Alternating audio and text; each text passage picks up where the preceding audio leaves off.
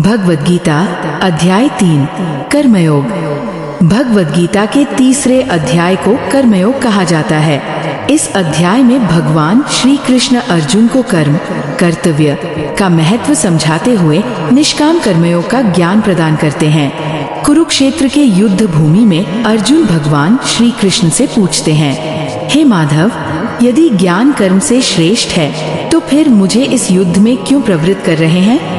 मैं भ्रमित हूँ।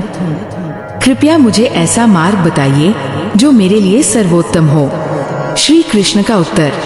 भगवान श्री कृष्ण कहते हैं, हे अर्जुन, इस संसार में दो प्रकार के मार्ग हैं। एक ज्ञान योग, आत्मज्ञान का मार्ग। दो कर्मयोग, कर्तव्य पालन का मार्ग। गृहस्थ जीवन के लिए कर्मयोग श्रेष्ठ है, क्योंकि बिना कर्म के जीवन संभव नहीं है।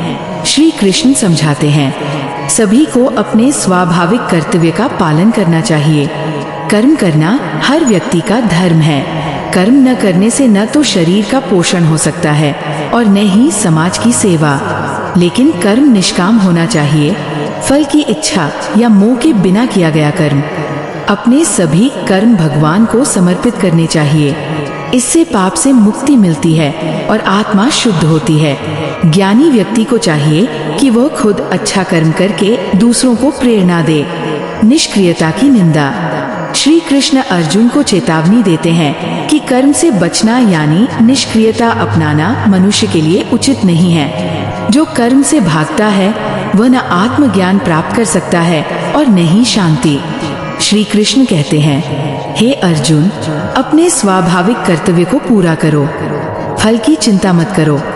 फल की आसक्ति से मुक्त होकर कर्म करना ही कर्मयोग है। निष्कर्ष, कर्मयोग के महत्व को बताते हुए श्री कृष्ण अर्जुन को युद्ध के लिए प्रेरित करते हैं। अर्जुन ये ज्ञान सुनकर अपना भ्रम मिटाते हैं और कर्तव्य के मार्ग पर चलने के लिए तैयार हो जाते हैं। इस प्रकार तीसरा अध्याय मानव जीवन में कर्मयोग के माध्यम से सफलता और मुक्ति का मार्ग दिखाता है।